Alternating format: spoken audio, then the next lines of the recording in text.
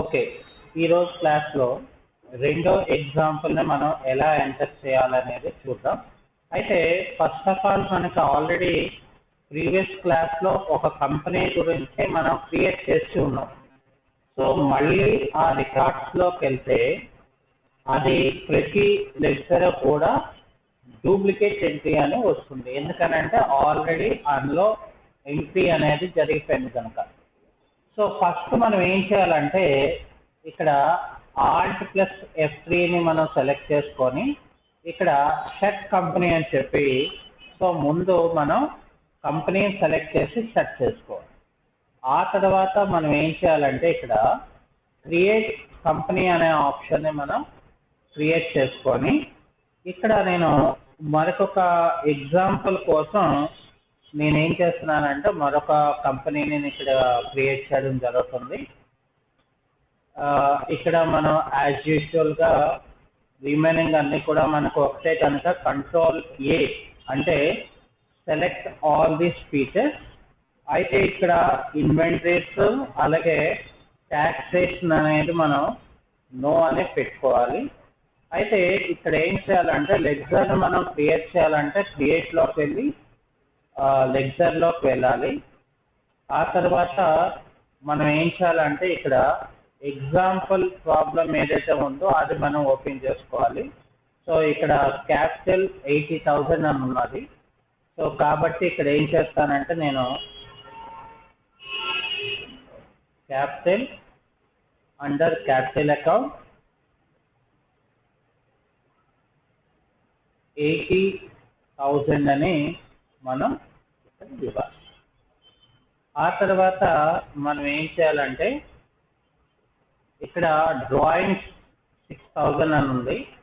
So ఇక్కడ ఏం చేయాలంటే మనం డ్రాయింగ్స్ అనేది క్యాపిటల్ అకౌంట్ అవుతుంది. ఎందుకనంటే క్యాపిటల్ అకౌంట్ అంటే ఎవరిది, ప్రొప్రైటర్ ఎవరైతే అమౌంట్ని పెట్టుకున్నాడో వాడు సొంతంగా అమౌంట్ని విత్డ్రా చేసుకుంటున్నాడు. సో కాబట్టి అండర్ క్యాపిటల్ అకౌంట్ అని వస్తుంది. కానీ ఇక్కడ మనకి 6,000 ఇచ్చాడు కాబట్టి 6,000 ఎంటర్ చేసిన తర్వాత క్యాపిటల్లోంచి డిడక్ట్ అవ్వాలి కనుక ఇక్కడ నేను DR కింద మార్చాలి. DR అంటే ఏంటి, డెబిట్. దట్ మీన్స్ మనకి ఎక్స్పెన్సెస్, లాసెస్ అండ్ అసెట్స్ని చూపించేది కాబట్టి సొంత వాడికాలు అంటే ఏంటవుతుంది, మనకి లాస్ అవుతుంది. సో కాబట్టి మనం ఏం చేయాలంటే ఇలాగా మనం తీసుకోవాలి. ఇక్కడ ఫర్నిచర్ 5,000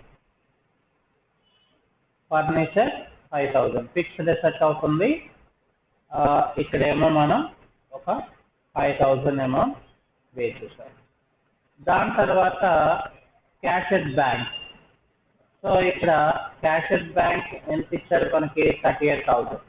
సో ఇక్కడ నేను బ్యాంక్ అని చెప్పి అండర్ బ్యాంక్ అకౌంట్ అని ఇవ్వాలి. ఇచ్చిన తర్వాత మనమేమో ఓపెనింగ్ బ్యాలెన్స్ దగ్గరికి వచ్చేసి 38,000 అంటే నేను బ్యాక్ స్పేస్ చేశాను కాబట్టి అది వెనక్కి రావడం అనేది జరిగింది. సో ఇక్కడ cash in hand. So cash in hand అనేది ఒకవేళ పొరపాటున మనం క్యాష్ అని టైప్ చేస్తే నాకు డూప్లికేట్ ఎంట్రీ అనేది నాకు చూపిస్తుంది. సో అప్పుడు ఏం చేయాలంటే మనం ఎస్కేప్ కీ ప్రెస్ చేసి ఆ తర్వాత లెక్చర్లో అంటే ఇక్కడ ఆల్టర్ లెక్చర్ క్యాష్ అని చెప్పి ఇక్కడ మనం ఏం చేయాలంటే 1,700 అనేది మనం క్రియేట్ చేయాలి. అది అయిపోయిన తర్వాత మళ్ళీ క్రియేట్లో లెక్చర్ అలాగే ఇక్కడ డిస్కౌంట్. సో ఇక్కడ డిస్కౌంట్ అనేది వాడు డెబిటా క్రెడిట్ అని చెప్పలేదు. సో నేను డెబిట్ అని ట్రీట్ చేసుకొని దాన్ని ఇండైరెక్ట్ ఎక్స్పెండిచర్గా నేను ట్రీట్ చేస్తాను. సో డిస్కౌంట్ అనేది నేను 2,200 ఇక్కడ ఇచ్చాడు. సో అది నేను ఇక్కడ తీసుకుంటాను. ఓకే, అదే అయిపోయిన తర్వాత ప్లాంట్ అండ్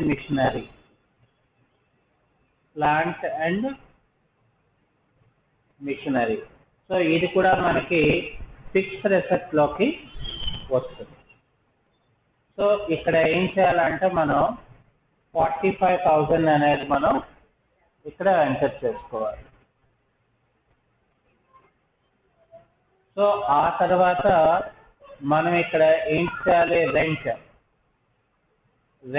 అనేది మనకి it will come under indirect expenditure. So ఇక్కడ ఏం చేస్తానంటే నేను 2,200 అనేది ఇస్తాను. అది అయిపోయిన తర్వాత ఇక్కడ ఇన్సూరెన్స్, సో ఇన్సూరెన్స్ అనేది ఇండైరెక్ట్ ఎక్స్పెన్సెస్ అవుతుంది. సో ఇక్కడ మనం ఏం చేయాలంటే ఇన్సూరెన్స్ ఎదురుగా 1,400 అనేది మనం ఇవ్వాలి. అది అయిపోయిన తర్వాత ఇక్కడ అడ్వర్టైజ్మెంట్స్, సో అడ్వర్టైజ్మెంట్స్ అనేది మనకి ఇండైరెక్ట్ ఎక్స్పెండిచర్ అవుతుంది. అయితే ఇక్కడ మనకి 1,500 అనేది మనం ఇవ్వాలి. అది అయిపోయిన తర్వాత ఇక్కడ క్యారేజ్, అయితే ఇక్కడ మనకి ఇన్వర్డ్ అని చెప్పలేదు, అవుట్వర్డ్ అని చెప్పలేదు. సో దీన్ని నేను డైరెక్ట్ ఎక్స్పెండిచర్గా నేను ట్రీట్ చేస్తాను. సో ఇక్కడ క్యారేజ్ అనేది 2,650 అనేది నేను ఇక్కడ తీసుకుంటున్నాను. ఆ తర్వాత ఇక్కడ నేను స్టాక్ అనేది నేను తీసుకుంటాను. సో స్టాక్ అనేది అండర్ స్టాక్ ఇన్ హ్యాండ్ అనేది ఇవ్వాలి. సో ఇక్కడ ఏం చేయాలంటే స్టాక్ అనేది మనకి 30,000. ఆ తర్వాత ఇక్కడ బిల్స్ రిసీవబుల్ అని ఉంటుంది. దీన్ని మనం కరెంట్ అసెట్ కింద మనం తీసుకోవాల్సి ఉంటుంది. అయితే ఇక్కడేమో నేను 3,600 అనేది ఎంటర్ చేసి స్టోర్ చేస్తాను. అలాగే ఇక్కడ బిల్స్ పేయబుల్, ఇక్కడ మనం ఏం చేయాలంటే ఇందులోకి వచ్చిన తర్వాత bills payable, so bills payable అనేది మనకి కరెంట్ లయబిలిటీ అవుతుంది. ఇక్కడ నేను బిల్స్ పేయబుల్ అనేది 3,000.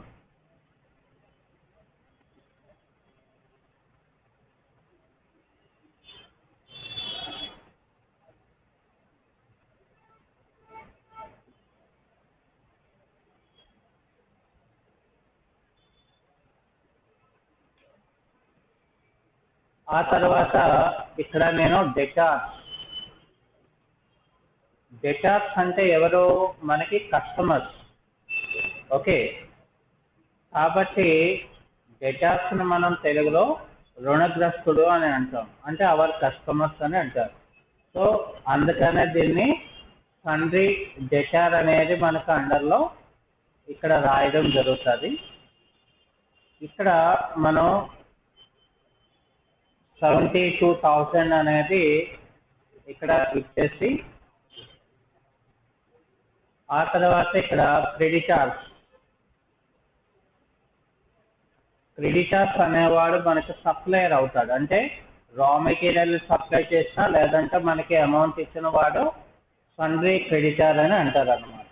ఓకే, సో కాబట్టి ఇక్కడ మనం ఏం చేస్తామంటే సండ్రీ క్రెడిటార్ 89,000 కింద నేను ఇక్కడ రాయడం జరుగుతుంది. అది అయిపోయిన తర్వాత ఇక్కడ పర్చేజెస్ అండర్ ఏం చేయాలంటే మనం పర్చేజెస్ అకౌంట్ అని మనం ఇవ్వాలి. ఇక్కడ 60,000. ఓకే, అది అయిపోయిన తర్వాత మనం ఏం చేయాలంటే ఇక్కడ శాలరీస్ అని ఉంది. సో ఇక్కడ నేను శాలరీస్ అని చెప్పి అండర్ ఇండైరెక్ట్ ఎక్స్పెండిచర్ అని ఇవ్వాలి.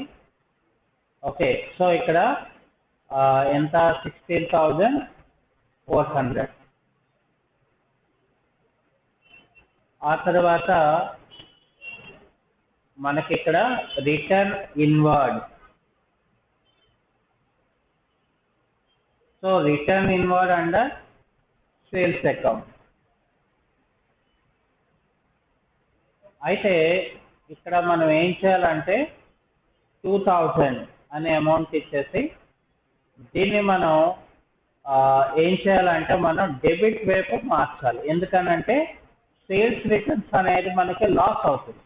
మనం సేల్స్ చేసాం, పని చేయలేదు, తిరిగి వాడు మనకి పంపిస్తాడు, అది ఇంకా దేనికి మనం ఉపయోగించడానికి అవ్వదు అనమాట. ఓకే, సో ఇక్కడ రిటర్న్ అవుట్వర్డ్ అని ఉంటుంది.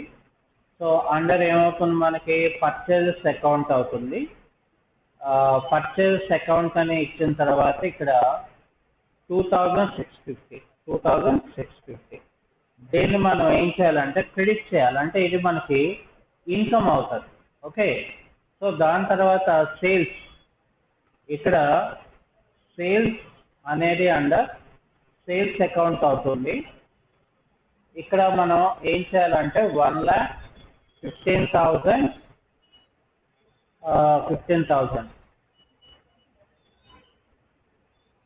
ఇచ్చేసిన తర్వాత మనకి ఇక్కడ చూడండి మనకి డెబిట్ సైడ్ క్రెడిట్ సైడ్ ఏమో ఇక్కడ నాకు ఈక్వల్గా వచ్చేస్తుంది. చూసారా మరి?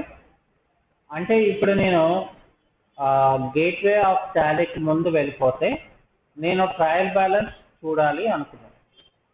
ఓకే, సో ట్రయల్ బ్యాలెన్స్ అంటే ఏంటంటే ఇప్పుడు మనం ఏదైతే ఇక్కడ పీడిఎఫ్లో ఒక సమ్ కింద ఉన్నదో అదేం చేస్తుందంటే అది కూడా మనకు ఒక ట్రయల్ బ్యాలెన్స్ తయారు చేసి చూపిస్తుంది అన్నమాట. సో అది మనం ఎక్కడ చూడగలం అంటే ఇక్కడ మనకి లాస్ట్లో ఏంటంటే మనకి ఇక్కడ ఆప్షన్ ఉంటుంది. దీన్ని మనం ఎంటర్ చేసుకుంటే దీని తాలూకా వాల్యూస్ అలాగే ఇక్కడ డిస్ప్లే దాంట్లోకి వెళ్ళిపోతాయి. సో ఇక్కడ మనకి ఫస్ట్ ట్రయల్ బ్యాలెన్స్ అని ఉంటుంది. సో ట్రయల్ బ్యాలెన్స్లో కూడా ఆల్ట్ F1 ప్రెస్ చేస్తే ఏది ఎక్కడ వచ్చింది అనేది బై డిఫాల్ట్గా ఇక్కడ నాకు చూపించేస్తుంది అన్నమాట. అలాగే మనకి ఇక్కడ ప్రాఫిట్ అండ్ లాస్ అకౌంట్ కావాలనుకుంటే ప్రాఫిట్ అండ్ లాస్ అకౌంట్.